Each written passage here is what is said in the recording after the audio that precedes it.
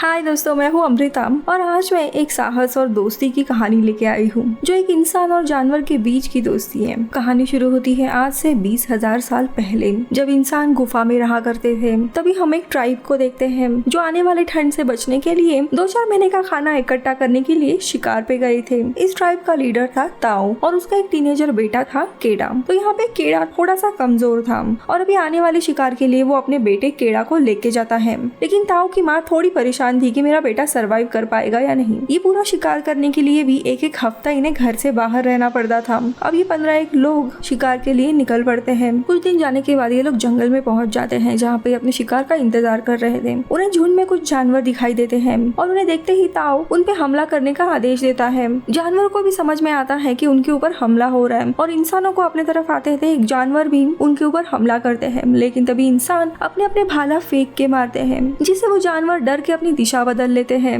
और एक एक करके बेचारे खाई में गिरने लगते हैं। ये देख उन जानवरों का मुखिया इन्हें मारने आता है, इसलिए ये सारे लोग डर के भागने लगते हैं। लेकिन केड़ा बहुत ही डर जाता है और इनसे अलग हो जाता है। ये देख वो जानवर इस अकेले पड़े हुए केड़ा के ऊपर हमला करता है। अब इससे पहले कि केड़ा कुछ समझ पाता, वो जानवर केड़ा के ऊपर हमला करके उसे जख्मी कर देता है और उसे उठा के खाई में फेंकने जाता है। ताऊ अपने बेटे को बचाने की कोशिश करता है और इसीलिए भाला फेंक के मारता है। लेकिन भाला लगते ही वो जानवर केड़ा को हवा में उछाल देता है और केड़ा बेचारा खाई से नीचे गिर जाता है। अब यहाँ से हम बैकग्राउंड में चले जाते हैं एक हफ्ता पहले, जहाँ पे ताऊ और उसके लोग कुछ नए लोगों को शिकार में जाने के लिए शामिल कर रहे थे। लेकिन इन नए लोगों को एक इम्तिहान देना पड़ रहा था जिसमें उन्हें कुछ औजार बना के उन्हें दिखाने थे। अब इस परीक्षा में 2 लोग पास होते हैं जिसमें से एक होता है केड़ा, यानी इस कबीले के सरदार का बेटा। उनकी अगली परीक्षा होती है जिसमें कबीले के बाकी के लोग इन दोनों को भी बहुत मारते हैं ताकि इनकी सहन शक्ति देखे। इसमें भी वो लोग पास होते हैं। लेकिन केड़ा अंदर ही अंदर बहुत ही घबराया होता है। ताऊ को अपने बेटे पे नाज होता है, लेकिन रात में उसकी माँ बहुत ही चिंता जताती है कि अभी भी वो बच्चा है। लेकिन ताऊ कहता है वक्त और हालात के साथ वो सब कुछ सीख पाएगा। वो कबीले के सरदार का बेटा है, उसे मेरे जैसा बनना ही होगा, वरना मेरे बाद वो इस कबीले का सरदार नहीं बन पाएगा। अब अगली सुबह अपने माँ से मिलके वो शिकार पे चला जाता है बाकी लोगों के साथ। अब सफर में ये 15-20 लोग काफी दिन तक चलते जाते हैं और उसके बाद उनके पूर्वजों ने बनाए हुए एक स्मारक के यहाँ पे पहुँच जाते हैं। ये स्मारक इस कबीले के पूर्वजों ने बांधा हुआ था, ये जताने के लिए कि वे लोग सही दिशा में जा रहे हैं, क्योंकि उस समय में लोगों को दिशा जानने के कोई भी साधन नहीं थे। इसीलिए उनके पूर्वजों ने ये स्मारक बांध के रखा था। तभी सामने से एक और कबीले की टोली आते हुए हम देखते हैं। ये कबीले के लोग भी खाने की तलाश में निकले हुए थे, इसलिए ताऊ उनसे बात करता है और फिर दोनों कबीले के लोग एक साथ शिकार पे निकल पड़ते हैं। अब सफर के दौरान सब लोग जंगली सुअर का शिकार करते हैं। ये सफर मानो केड़ा की परीक्षा लेने के लिए था, इसीलिए ताऊ उसे एक जंगली सुअर को मारने के लिए कहता है। लेकिन केड़ा काफी डरता है, उसे मार नहीं पाता और ताऊ अपने बेटे पे काफी भड़क जाता है और उसे कहता है कि आखिर में सरदार वही बनेगा जो सबसे ताकतवर होता है। अब रात को जब सब लोग अपना शिकार खा रहे होते हैं तब ताऊ को जंगल में कुछ आवाज सुनाई देती है और वो सभी लोगों को आगाह करा के शांत रहने कहता है। आसपास कोई जानवर था, इसीलिए सब लोग चौकन्ना होते हैं। लेकिन काफी देर तक कोई भी हलचल नहीं होती कि तभी शेर का हमला होता है और एक लड़के को वो उठा के लेके जाता है। मरने वाला लड़का कापा था, केड़ा का बहुत ही अच्छा दोस्त। ये देखते हुए केड़ा बहुत ही ज्यादा डर जाता है। ताऊ अपने बेटे को हौसला रखने के लिए कहता है। अब अगले दिन उस लड़के को ये लोग श्रद्धांजलि देते हुए अपने आगे के सफर के लिए निकल पड़ते हैं और अपने पूर्वजों के बनाए हुए स्मारकों को ध्यान में रखते हुए वो एक रात गुफा में बिताते हैं। यहाँ पे ताऊ केड़ा को कुछ चीजें बताता है। केड़ा के हाथ पे अपने पूर्वजों के द्वारा बनाया हुआ रास्ते का नक्शा निकालते हैं ताकि वो मुश्किल हालात में भी इस नक्शे को देख के घर वापस लौट सकता है। और इसी दौरान उन्हें कुछ शोर सुनाई देता है और उनकी नजर एक भेड़िए के झुंड पे पड़ती है और यहाँ पे ताऊ अपने बेटे को एक बड़ी अच्छी बात समझाता है। इन भेड़ियों के झुंड में एक भेड़िया अलग था, वो आसपास की जगह को देख रहा था। ताऊ उसे बताता है कि जो अलग खड़ा हुआ भेड़िया है वो इन सब का सरदार है, जिसे अल्फा कहा जाता है। अल्फा की जान हमेशा खतरे में रहती है, क्योंकि अगर उसके झुंड को उसकी कमजोरी के बारे में पता चल जाए तो सभी उससे मुकाबला करने के लिए तैयार हो जाएंगे। इसलिए अल्फा की एक सही पहचान होती है उसकी ताकत और हिम्मत, जिसके बलबूते पर ही वो अपने झुंड का सरदार बन सका है। अब अगली सुबह हमें कुछ जानवर के निशान दिखाई देते हैं। वो जल्दी उन जानवरों के झुंड तक पहुंच जाते हैं और यहाँ पे हम आज के समय में पहुंच जाते हैं, जहाँ पे केड़ा को हम खाई में गिरता हुआ देखते हैं। उसके गिरते ही सारे लोग खाई की तरफ भागने लगते हैं। नीचे देखने पर केड़ा उन्हें एक चट्टान के सहारे लटकता हुआ दिखाई देता है। ये देख ताऊ उसे हौसला रखने के लिए कहते हैं और उस तक पहुँचने की कोशिश करते हैं। लेकिन तभी केड़ा का हाथ छूट जाता है और वो पहाड़ के आधे रास्ते में ही एक चट्टान थी उस पे गिर जाता जाता है। ये देखता वो उसे चट्टान से नीचे उतरकर बचाने की कोशिश करने जाता है, लेकिन सब लोग उसे ऐसा करने से रोकते हैं क्योंकि केड़ा को बचाने का कोई भी रास्ता नहीं था। ताऊ उन सब के आगे और हालात के आगे बेबस हो जाता है, पर रात भर वो चट्टान से अपने बेटे को आवाज देते रहता है, इसी उम्मीद में कि शायद वो भी वापस आवाज देगा, लेकिन केड़ा का कोई भी जवाब नहीं आता।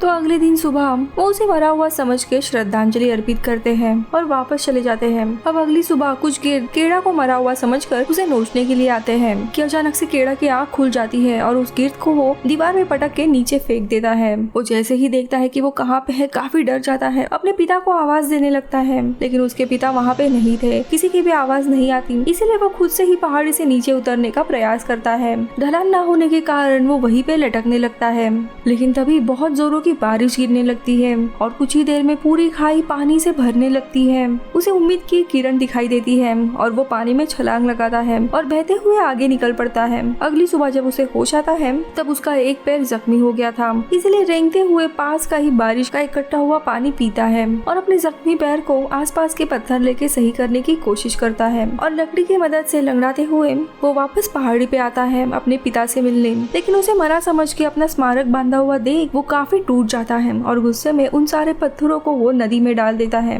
अब इसी का शोर सुन के कुछ भेड़िए उसके ऊपर हमला करने आते हैं, जिसे देख केड़ा अपनी जान बचा के भागने की कोशिश करता है। उसे एक टूटा हुआ सूखा पेड़ मिलता है और उसी के ऊपर वो चढ़ जाता है। पूरी रात वो वहीं पे बिताता है। सुबह होने के बाद जब वो पानी भरने आता है तब वापस उन भेड़ियों से उसका सामना होता है। उन्हें आता देख वो वापस पेड़ पे चढ़ने की कोशिश करता है, पर जैसे ही वो पेड़ पे चढ़ने लगता है तभी एक भेड़िया उसका पैर पकड़ लेता है। अपनी जान बचाने के लिए केड़ा अपने हथियार से उस पे वार करता है और वो भेड़िया घायल हो जाता है। पूरा दिन अपना पेड़ पे ही निकालता है। अभी भी वो भेड़िए उस पेड़ के नीचे थे, इसी राह में कि केड़ा कभी न कभी तो नीचे आएगा। रात में वो सारे भेड़िए अपने साथी के मरने के कारण जोरों से मातम मनाने लगते हैं। अब अगली सुबह होती है तब बाकी के भेड़िए चले गए थे और वो घायल भेड़िया दर्द से करारा होता है। तो केड़ा डरते हुए नीचे आता है और अपने हथियार से एक भाला तैयार करता है और भेड़िए को दर्द से छुटकारा देने के लिए जैसे ही उसे मारने आता है कि उन दोनों की नजरें आपस में मिलती है, जिन्हें देख उसका दिल नरम हो जाता है। इसके बाद उस भाले की रस्सियां खोल के उस भेड़िए के मुंह पे बांधता है और उस बेचारे को अपने साथ लेकर चलता है। एक गुफा में पहुंच जाता है जहाँ पे वो दोनों भी रात गुजारते हैं। जैसे ही अगले दिन की पहली रोशनी आती है और केड़ा की नजर अपने सामने बैठे हुए शांत उस भेड़िए पे पड़ती है, उसे वो गुफा जानी पहचानी सी लग रही थी। वो गुफा के अंदर जाता है जहाँ उसे अपने पूर्वजों का स्मारक दिखाई देता है, यानी ये वही गुफा थी जहाँ पे शिकार को आते वक्त अपने पिता के साथ वो यहीं पे रुके हुए थे। गुफा के बाहर उसे कुछ जड़ी बूटियां मिलती हैं, उससे एक लेप बना के वो अपने पैरों को लगाता है। पानी पीते वक्त उसका ध्यान सामने बैठे भेड़िए पे जाता है, जो इसे पानी पीता देख अपने मुंह की रस्सी अपने आप खोल देता है। केड़ा डरते हुए उसे भी अपने कटोरे से पानी देता है और इसी तरह दोनों की दोस्ती की शुरुआत होती है और बाद में वो उसके जख्म पे अपना बनाया हुआ लेप लगाता है। अब भूख की वजह से और दोनों को भी जिंदा रखने के लिए केड़ा बाहर जाके एक खरगोश मार लाता है और उसके हाथ में खरगोश देख भेड़िए का भी मन ललचा जाता है, लेकिन उस पे अपना प्रभाव डालने के लिए पहला निवाला वो खुद ही खाता है और इसी तरह इनका पहला दिन बीत जाता है। अब अगली सुबह दोनों भी एक नई उम्मीद के साथ घर जाने के लिए रवाना होते हैं, जहाँ पे वो भेड़िए को इशारे से अपने झुंड में वापस जाने के लिए कहकर वहाँ से निकल जाता है।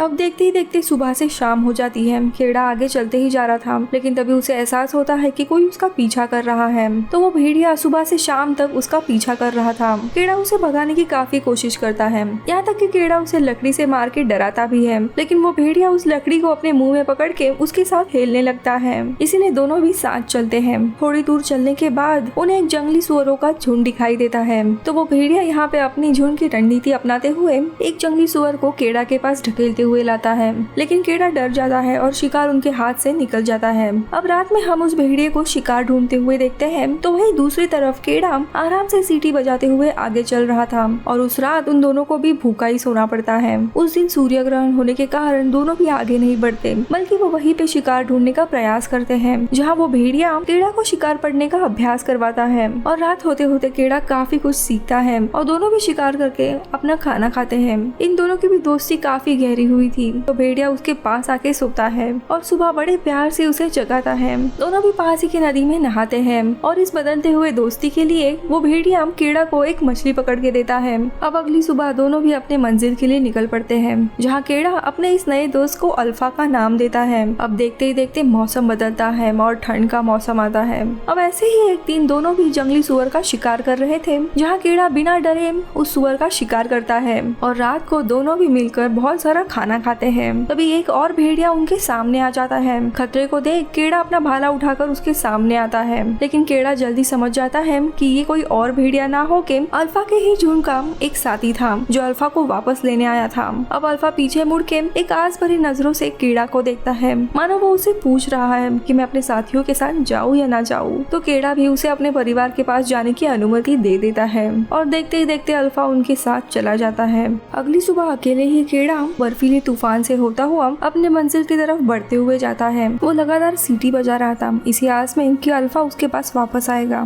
जहाँ पे रात में एक गुफा में वो ठहरता है। रात में उसे अपने पिता का सपना आता है जो उसकी मौत की खबर उसके माँ को देते हैं और माँ पूरी टूट जाती है। अब ये सब कुछ देख के वो डर के उठ जाता है और उसे पता चलता है कि तूफान अब रुक गया है और वो आसमान की ओर अपने घर का रास्ता देखता है। अब अगली सुबह सफर के दौरान उसकी नजर दूर पे कुछ भेड़ियों के झुंड पे पड़ती है, जिसमें वो अल्फा को भी देखता है और खुश होकर वो अपनी दोस्त की तरफ दौड़ने लगता है। लेकिन अचानक से कमजोर बर्फ की सतह टूट जाती है और वो पानी में गिरता है, में वो बहते चले जाता है। अब इसे देख अल्फा वहाँ पे आ जाता है और अपने पंजों से बर्फ तोड़ने का प्रयास करता है, लेकिन वो बेचारा तोड़ नहीं पाता। कीड़ा अपने कपड़ों से अपना खंजर निकालता है और पूरे ताकत से बर्फ तोड़कर ऊपर आने के प्रयास में वो कामयाब होता है। अब अल्फा उसे खींचकर नदी के बाहर लाता है। अब कीड़ा बच गया है, ये देख अल्फा भी काफी खुश होता है। ठंड से बचने के लिए कीड़ा आग लगाता है और गीले हुए कपड़ों को निकालकर अल्फा के साथ सो जाता है और इसी तरह दोनों दोस्त वापस मिलते हैं। सुबह होते ही दोनों वापस अपने मंजिल की ओर निकल पड़ते हैं, जहाँ रास्ते में उन्हें एक आदमी दिखाई देता है। वो उससे मदद मांगने जाते हैं, लेकिन पास जाने पर पता चलता है कि वो आदमी बर्फ में जमकर मर चुका था।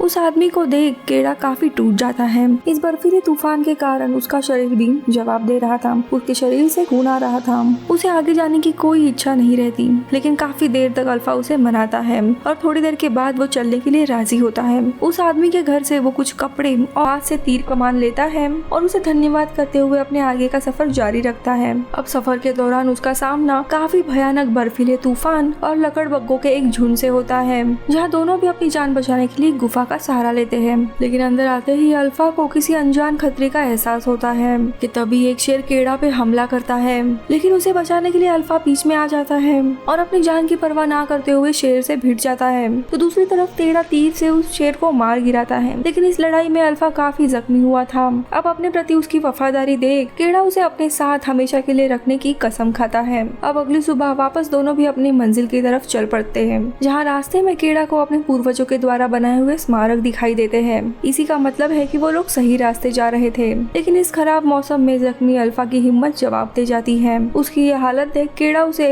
अपनी गोद में उठा लेता है और उसे लेके ही इस खराब मौसम में चल बसता है। काफी चलने के बाद भूख के कारण कीड़ा की भी हिम्मत जवाब दे बैठती है और अधमरे हालत में वो अल्फा को नीचे रख के सो जाता है, जहाँ उसे वापस अपने माता पिता का सपना आता है। इस सपने से प्रेरित होके उसे आगे बढ़ने की हिम्मत मिलती है और वापस हिम्मत बटोरते हुए अल्फा को लेके वो आगे बढ़ता है। और थोड़ी दूर चलने पर उसकी खुशी का कोई ठिकाना नहीं रहता, क्योंकि उसका कबीला उसका घर आ गया था और आखिरकार इतने कठिन समय के बाद वो अपने माँ और पिता से मिलता है। ताऊ भी कीड़ा को देख काफी अचंभित और खुश होता है, जहाँ कीड़ा अपने पिता से पूछता है कि क्या मैंने खुद को साबित किया है आपके नजरों में। ये सुनकर ताऊ रो पड़ते हैं और अपने बेटे को अपने सीने से लगाते हैं। कबीले के लोग कीड़ा और अल्फा का इलाज करते हैं। तभी उन्हें पता लगता है अल्फा एक मादा है और वो कुछ पिल्लों को जन्म देती है। ये सब देख कीड़ा आश्चर्यचकित हो जाता है और उसके नजरों में अल्फा के लिए उसकी इज्जत और भी बढ़ जाती है। अब समय कुछ आगे निकलता है और आखिरी में हम कबीले के नए मुखिया को देखते हैं, यानी कीड़ा,